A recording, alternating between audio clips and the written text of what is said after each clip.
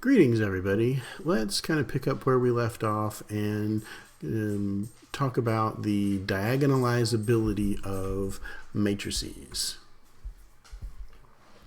So let's suppose that we had, kind of picking up maybe a video or so ago, if we had our eigenvectors in the form of a basis for the space, then we can transform to this new basis of eigenvectors, and it's this that really kind of answers our questions and lets us rewrite things. So we've talked about our change of basis method for rewriting our matrices in a new form to get a similar matrix. And so now what happens if we take our eigenvectors and rewrite it in this form? Well, the idea is kind of how do we go about doing this? Well, we're taking our basis of eigenvectors, x1 up to xn. These guys actually become our linear transformation. So this becomes our change of basis matrix. We kind of assume that our basis is written with respect to the standard basis. So we let this be our change of basis matrix. We can kind of go one step further and incorporate our Gram-Schmidt orthogonalization, so we can take that set of eigenvectors, transform it into an orthonormal set of vectors, and then if we take that orthonormal set of vectors and let this instead be our change of basis matrix, then we get something that's maybe even a little nicer to deal with than the matrix we would have from these guys if we're doing this. Remember, our change of basis just has to do with finding the inverse. Well, if this thing is an orthonormal set, something nice happens with that, in that if we just do U transpose U, that's just the pairwise inner product of all of the basis vectors themselves. Well, them being orthonormal, we get ones along the diagonal because they're unit vectors and they're orthogonal everywhere else, so we end up with the identity matrix out of that. And so what that means is that our inverse for our change of basis is really nothing more than the transpose of our original change of basis matrix. And so what that means is that whenever we do this transformation, because these guys are eigenvectors to begin with, when we apply them to A, we just end up with a single lambdas out of those.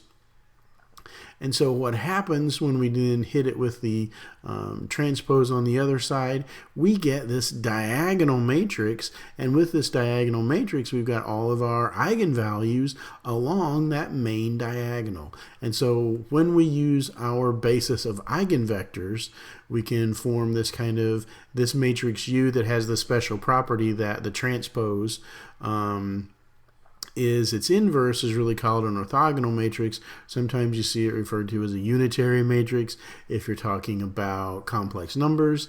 But the matrices with this property, we can come up with a new representation, a similar matrix for our original matrix that is just going to be a diagonal matrix. And so when a matrix is similar to diagonal matrix, that's whenever we say that that matrix is diagonalizable. Now, when a matrix has n distinct eigenvalues, what that means is that each eigenspace is only going to have a dimension 1 to it. So we're guaranteed to have one eigenvector corresponding to that eigenvalue. If we've got n distinct, it means we've got n distinct eigenvectors. And since those are all linearly independent, we get this basis for our domain. So we've got n linearly independent eigenvectors. The matrix will then be diagonalizable.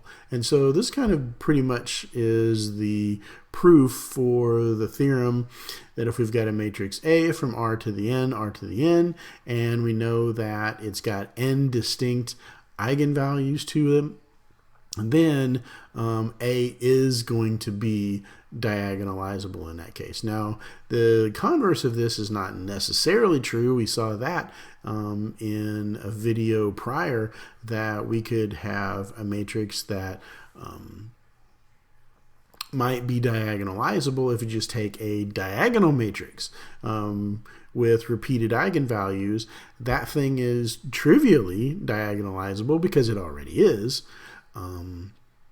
but it's got repeated eigenvalues to it. So the converse of this theorem is not necessarily true, but it kind of gives us one quick check to know that if we compute the eigenvalues, they're all distinct. We've got n of them, that our matrix will be diagonalizable. Now, the multiplicity of an eigenvalue is sometimes equal to the dimension of the corresponding eigenspace.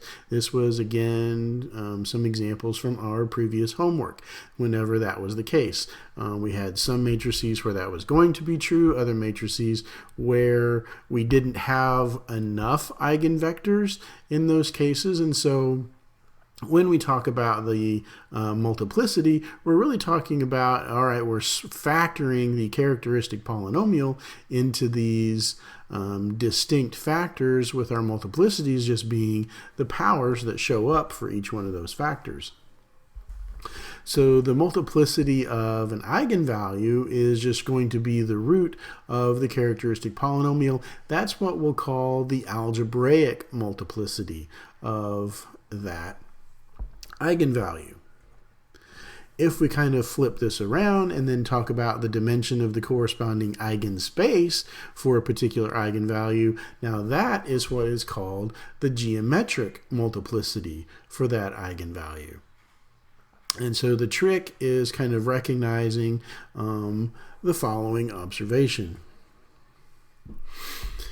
That if we have ax is equal to lambda x, well, that's going to be equivalent to x being a non-trivial solution to a minus lambda I being equal to 0. And so if we've got any kind of positive integer k, if we've got one that satisfies this condition, then for any positive integer k, we just take out one of these factors. This one automatically becomes 0, and so that a k minus 1, that's automatically going to be 0 as well. And so what happens, a conclusion, is that if you are an element of the kernel of a minus lambda I, you're also going to be an element of the kernel of a minus lambda I for any positive integer power of a minus lambda I. Now, the converse of that doesn't necessarily hold. One kind of example of that, if we take the matrix 2, 1, 0, 2, then we look at a minus 2i, that gives us this matrix. Well, the kernel of that matrix is just going to be the span of a single vector. But if we square that matrix, then squaring that matrix gives us the matrix of all zeros. And so kind of trivially, we get the kernel of that being our entire vector space for our basis. And so we get a dimension 2 out of that.